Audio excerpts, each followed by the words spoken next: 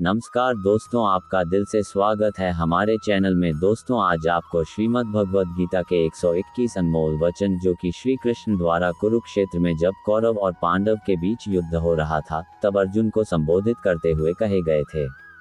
तो चलिए दोस्तों, आपको भी संपूर्ण श्रीमद् भगवद गीता के अनमोल वचन सुनाते हैं, जिनको मात्र एक बार सुनने से आपको संपूर्ण भगवद गीता सुनने का फल मिलेगा।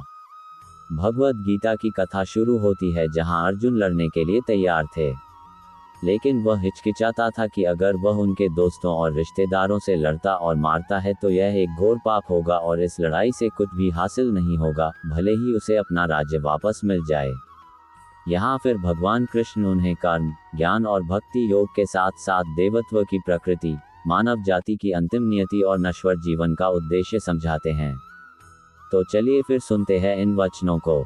श्री कृष्ण बोले, हे अर्जुन, तुम्हें उस समय में ये मोह माया किस हेतु प्राप्त हुआ?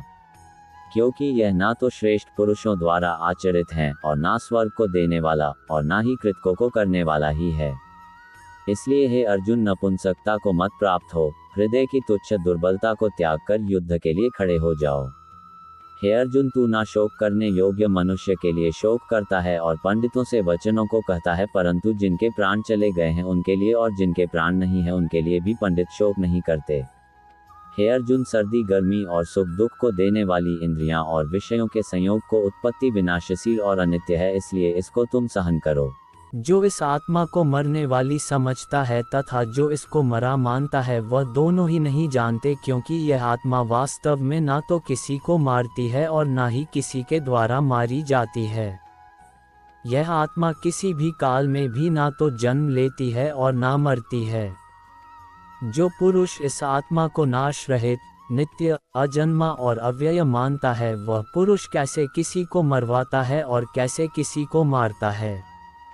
जैसे मनुष्य पुराने वस्त्रों को त्याग कर दूसरे नए वस्त्रों को ग्रहण करता है, वैसे ही जीवात्मा पुराने शरीरों को त्याग कर दूसरे नए शरीर को प्राप्त होती है।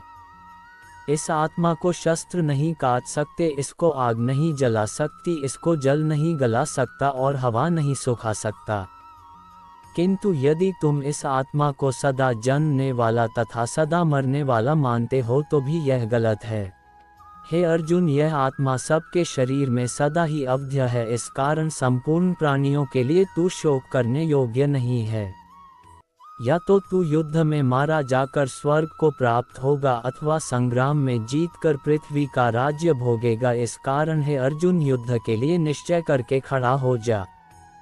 जय पराजय, लाभ हानि और सुख दुख के समान समझकर उसके बाद युद्ध के लिए तैयार हो जाओ। इस प्रकार युद्ध करने से तू पाप को प्राप्त नहीं होगा। तेरा कर्म करने में ही अधिकार है, उसके फलों में कभी नहीं। इसलिए तुम कर्मों के फल की चिंता मत करो। हे अर्जुन, जिस काल में या पुरुष मन में संपूर्ण कामनाओं को भली भांति त्याग देता है और आत्मा से आत्मा में ही संतुष्ट रहता है, उस काल में वह स्थित प्रज्ञ कहा जाता है। दुखों की प्राप्ति होने पर भी जिसके मन में उद्वेग नहीं होता, सुखों की प्राप्ति में जो सर्वथा निष्प्रिय है तथा जिसके राग, भय और क्रोध नष्ट हो गए हैं, ऐसा मुनि स्थिर बुद्धि कहा जाता है। इसलिए साधक को चाहिए कि वह उन संपूर्ण इंद्रियों को वश में करके समाहित स्थित हुआ मेरे प्राण होकर ध्यान में बैठे, क्योंकि जिस पुरुष की इंद्रियां वश में होती हैं उसी की बुद्धि स्थिर होती है।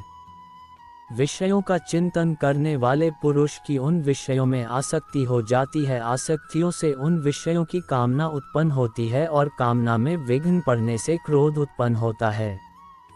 क्रोध से अत्यंत मूढ़ भाव उत्पन्न हो जाता है, मूढ़ भाव से स्मृतियों में भ्रम हो जाता है, इस स्मृति में भ्रम हो जाने से बुद्धि अर्थात ज्ञान शक्ति का नाश हो जाता है और बुद्धि का नाश हो जाने से पुरुष अपनी स्थिति से गिर जाता है।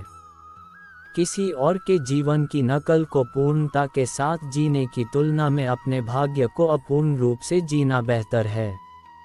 एक उपहार तब शुद्ध होता है जब वह दिल से सही व्यक्ति को सही समय पर और सही जगह पर दिया जाता है और जब हम बदले में कुछ नया की उम्मीद करते हैं। कोई भी जो अच्छा काम करता है उसका कभी भी बुरा अंत नहीं होगा, चाहे यहाँ या आने वाले दुनिया में। वह सुख जो लंबे अभ्यास से आता है, जो दुख के अंत की ओर ले जाता है, जो पहले जहर की तरह है लेकिन अंत में अमृत के समान है। इस तरह का सुख अपने मन की शांति से उत्पन्न होता है। जो कोई भी आध्यात्मिक प्राप्ति के उन्नत चरण के लिए अपने दृढ़ संकल्प में स्थिर है और संकट और सुख के हमलों को समान रूप से सहन कर सकता है, वह निश्चित रूप से मुक्ति के योग्य व्यक्ति है। भगवान की शांति उनके साथ है जिनके मन और आत्मा में सामंजस्य है, जो इच्छा और क्रोध से मुक्त हैं, जो अपनी आत्मा को जानते हैं। नरक के 3 कारण हैं। इंद्रियों की दुनिया में कल्पित सुखों की शुरुआत और अंत है और दुख को जन्म देते हैं। आत्म साक्षात्कार में स्थापित लोग अपनी इंद्रियों को नियंत्रित करने के बजाय अपनी इंद्रियों को अनियंत्रित करते हैं।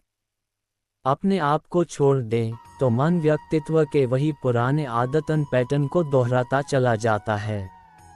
हालांकि मन को प्रशिक्षित करके कोई भी कदम उठाना सीख सकता है और सोचने के पुराने तरीकों को बदल सकता है।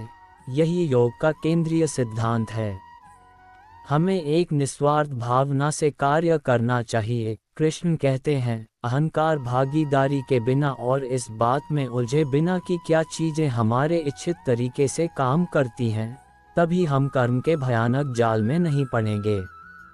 हम अपने कर्तव्यों से दूर रहकर कर्म से बचने की आशा नहीं कर सकते। संसार में जीवित रहने के लिए भी हमें कर्म करना चाहिए। कुछ लोग ध्यान के माध्यम से बुद्धि से हृदय में भगवान को समझते हैं, दूसरों को ज्ञान योग द्वारा और अन्य काम के योग से। कुछ हालांकि ब्रह्म को नहीं समझते हैं, लेकिन दूसरों से सुनकर पूजा करते हैं। वे अपने दृढ़ विश्वास से मृत्यु को भी पार करते हैं। मेरे प्रति सदा चौकस रहो, मेरी उपासना करो, हर एक काम मेरे लिए भेंट कर, तब तू मेरे पास आना, यह मैं वादा करता हूँ, क्योंकि तू मुझे प्रिय है। मौत एक पुराने कोट को उतारने से ज्यादा दर्दनाक नहीं है। खुद को और अपनी दुनिया को उस चीज से आकार देते हैं जो हम मानते हैं और सोचते हैं और कार्य करते हैं, चाहे वह अच्छे के लिए हो या बुरे के लिए। अपरिपक्व लोग सोचते हैं कि ज्ञान और क्रिया अलग अलग हैं, लेकिन बुद्धिमान उन्हें एक ही मानते हैं। उसका निर्णय बेहतर होगा और उसकी दृष्टि स्पष्ट होगी यदि वह जो करता है उसके परिणाम में भावनात्मक रूप से नहीं उलझा है। कृष्ण इस विचार का परिचय देते हैं कि सभी स्वार्थी इच्छाओं पर काबू पाने के लिए पर्याप्त नहीं है। स्वामित्व और अहंकार को वश में करना भी आवश्यक है। कार्रवाई मुझसे चिपकती नहीं है क्योंकि मैं उनके परिणामों से जुड़ा नहीं हूँ। जो लोग इसे समझते हैं और इसका अभ्यास करते हैं वे स्वतंत्रता में रहते हैं। जब आपका मन द्वैत के भ्रम को दूर कर लेता है तो आप उन बातों के प्रति पवित्र उदासीनता की स्थिति प्राप्त कर लेंगे जो आप सुनते हैं और जो आपने सुनी हैं। कर्म का नियम स्पष्ट रूप से कहता है कि यद्यपि हम कनेक्शन नहीं देख सकते हैं, हम ये सुनिश्चित कर सकते हैं कि हमारे साथ जो कुछ भी होता है, अच्छा और बुरा, एक बार हमारे द्वारा किए गए या विचार में उत्पन्न होता है। हमारे साथ जो होता है उसके लिए हम खुद जिम्मेदार हैं। हम समझ सकते हैं या नहीं, यह इस प्रकार है कि हम खुद को बदल कर जो हमारे साथ होता है उसे बदल सकते हैं। हम अपने भाग्य को अपने हाथों में ले सकते हैं। भगवान की छवि अनिवार्य रूप से और व्यक्तिगत रूप से सभी मानव जाति में पाई जाती है। प्रत्येक के पास यह संपूर्ण और अविभाजित है और सभी एक साथ एक से अधिक अकेले नहीं हैं। इस तरह हम सभी एक हैं, हमारी शाश्वत छवि में घनिष्ठ रूप से एकजुट हैं, जो कि ईश्वर की छवि है और हमारे पूरे जीवन का स्रोत है। जब मन लगातार दौड़ता है, भटकती इंद्रियों के बाद ये हवा की तरह ज्ञान को दूर भगाता है। मनुष्य अपनी वासना के अनुसार ही अगला जन्म पाता है। ये संसार हर क्षण बदल रहा है और बदलने वाली वस्तु असत्य होती है। जीवन न तो भविष्य में है न अतीत में, जीवन तो बस इस पल में है। एक सत्य अगर हम हृदय में उतार लें कि न हम भविष्य देख सकते हैं और न ही भविष्य निर्मित कर सकते हैं, हम तो केवल धैर्य और साहस के साथ विश्व को आलिंगन दे सकते हैं, स्वागत कर सकते हैं भविष्य का। तो क्या जीवन का हर पल जीवन से नहीं भर जाएगा?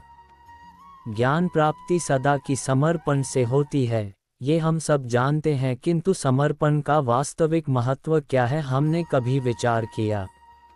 मनुष्य का मन सदा ही ज्ञान प्राप्ति में विभिन्न बाधाओं को उत्पन्न करता है। कभी अन्य विद्यार्थी से ईर्ष्या हो जाती है, कभी पढ़ाए हुए पाठों पर संदेह होता है और कभी गुरु द्वारा दिया दंड मन को अहंकार से भर देता है। और ऐसे ना जाने कितने विचार मन को भटकाते हैं और इसी वजह से हम ज्ञान प्राप्त नहीं कर पाते हैं। मन की योग्य स्थिति केवल समर्पण से निर्मित होती है। समर्पण मनुष्य के अहंकार का नाश करता है। दो व्यक्ति जब निकट आते हैं तो एक दूसरे के लिए सीमाएं और मर्यादाएं निर्मित करने का प्रयत्न अवश्य करते हैं। हम अगर सारे संबंधों पर विचार करें तो देखेंगे कि सारे संबंधों का आधार यही सीमाएं हैं जो हम एक दूसरे के लिए निर्मित करते हैं। और यदि अनजाने में कोई अन्य व्यक्ति सीमाओं को तोड़ता है, इन सीमाओं का वास्तविक रूप क्या है? क्या आपने कभी सोचा है? सीमाओं के द्वारा हम दूसरे व्यक्ति को निर्णय करने की अनुमति नहीं देते हैं, अपना निर्णय उस व्यक्ति पर थोप देते हैं। अर्थात किसी की स्वतंत्रता को अस्वीकार करते हैं, और जब स्वतंत्रता को अस्वीकार किया जाता है तो उसका हृदय दुख से भर जाता है, और जब वो सीमाओं को तोड़ता है तो हमारा हृदय क्रोध से भर जाता है। क्या ऐसा नहीं होता? और यदि एक दूसरे की स्वतंत्रता का सम्मान किया जाए तो किसी मर्यादाओं या सीमाओं की आवश्यकता ही नहीं होती। अर्थात जिस प्रकार स्वीकार किसी संबंध का देह है, क्या वैसे ही स्वतंत्रता किसी संबंध की आत्मा नहीं? सबके जीवन में ऐसा प्रसंग अवश्य आता है, सत्य कहने का निश्चय होता है हृदय में, किंतु मुख से सत्य निकल नहीं पाता। कोई भय मन को घेर लेता है, किसी घटना अथवा प्रसंग के बारे में बात करना, क्या फिर स्वयं से कोई भूल हो जाए उसके बारे में कुछ बोलना, क्या ये सत्य है? नहीं, ये तो केवल तथ्य है। किंतु कभी कभी उस तथ्य को बोलते हुए भी भय लगता है,